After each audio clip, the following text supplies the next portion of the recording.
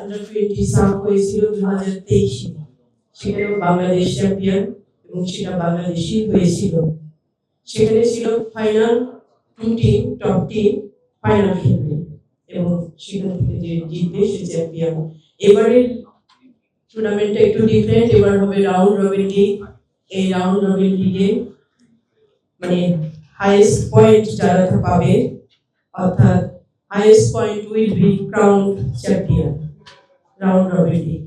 ওকে, আমি র্যাঙ্কিং একটু যাচ্ছি, যদিও ইন্ডিয়া নেই, ইন্ডিয়াকে রেখেই অ্যাকচুয়ালি আমরা মাঠে খেলতে চেয়েছিলাম এবং ইন্ডিয়াকে রেখেই আমরা চ্যাম্পিয়ন হতে চেয়েছিলাম।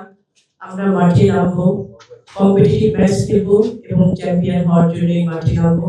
আমাদের মেয়েরা সেই লেভেল থেকে খেলবে, যেহেতু আমাদের এই লেভেলের ধারাবাহিক সাফল্য আছে, আমরা সেটা ব্রেক করতে চাই না, আমরা সেটা কন্টিনিউশন চাই। আমি আপনাদের জন্য একটু র্যাঙ্কিংটাও বলতে চাই।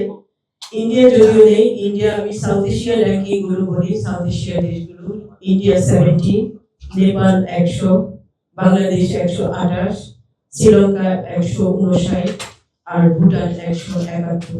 আমরা আশা করব অগাস্টের 7 তারিখে ফিফা আবার তাদের র্যাঙ্কিংটা দিবে, তো সেখানে আমি মনে করি বাংলাদেশ অনেক বেটার পজিশনে চলে যাবে। বাংলাদেশের একমাত্র স্মার্ট সিটি বসুন্ধরা এখন আরো নিরাপদ, আধুনিকতায় আরো এক ধাপ এগিয়ে। আপনারাও সেটা তখন জানতে পারবেন। আমি আপনাদের মাধ্যমে একটা জিনিস কি বলবো, রিকোয়েস্ট করব যে আমাদের ঢাকা ব্যাংক আমাদের 2018 সাল থেকে মহিলা ফুটবলের পাশে আছে এবং সবচেয়ে বড় কথা আমাদের অনেক ক্রাইসিস মোমেন্টে, আমাদের অনেক খারাপ সময়ে ঢাকা ব্যাংক আমাদের পাশে এসেছিলেন এবং এখনো অবধি তারা অব্যাহত আছে। ইন ফিউচার তারা আমাদের সাথে থাকবে এবং খুব ভালোভাবে আছে। ঢাকা ব্যাংক মহিলা ফুটবলের সবচেয়ে বড় বন্ধু। ঢাকা ব্যাংকের প্রতি আমাদের অনেক বেশি কৃতজ্ঞতা, আমরা তাদের কাছে অনেক বেশি কৃতজ্ঞ।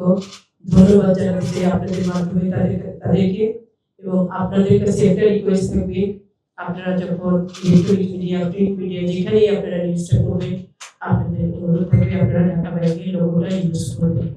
কারণ আপনাদেরকে সবসময় আমি বলে আসছি, শুধু বলি না, আমি বিশ্বাস করি আপনারা আমাদের ডেভেলপমেন্ট পার্টনার। কারণ মিডিয়া, এই মিডিয়া তার লেখনী বা প্রচারের মাধ্যমে দেশি বিদেশি সর্বত্র এটা পৌঁছে দিতে পারে। আপনারাই পারেন আমাদেরকে সহযোগিতা করতে, সাপোর্ট করতে এবং মহিলা ফুটবলের জন্য সবসময় আপনারা আমাকে সাপোর্ট করে আসছে, আগামী দিনগুলো করবেন, এটাই আমার বিশ্বাস। তো আমাদের টিম মোটামুটি প্রিপারেশন নিয়েছে। আপনারা জানেন যে আমরা senior team Asia cup qualifying round খেলতে মিয়ানমারে ছিল একটা লম্বা সময়, তারপরে এসে পিটার আবার টিমকে দেখেছে। এই সময়টাতে আমাদের অন্য কোচ, লোকাল কোচ, তারা পিটারেরই ট্রেনিং, পিটারেরই ডিজাইন তারা জাস্ট মাঠে এক্সিকিউট করছে। তা আমার বিশ্বাস টিমের অবস্থান ভালো। টিমে সিনিয়র জুনিয়র বলবো না, নতুন পুরনো মিলে কম্বিনেশন করা। এবার আমাদের পুরনো বাইরেও 14 জন নতুন প্লেয়ার আছে। আর এখন টেকনিক্যাল এবং ট্যাকটিক্যাল দিকগুলো পিটার বলবে, আর টিম নিয়ে প্রত্যাশার কথা কান্তি বলবে।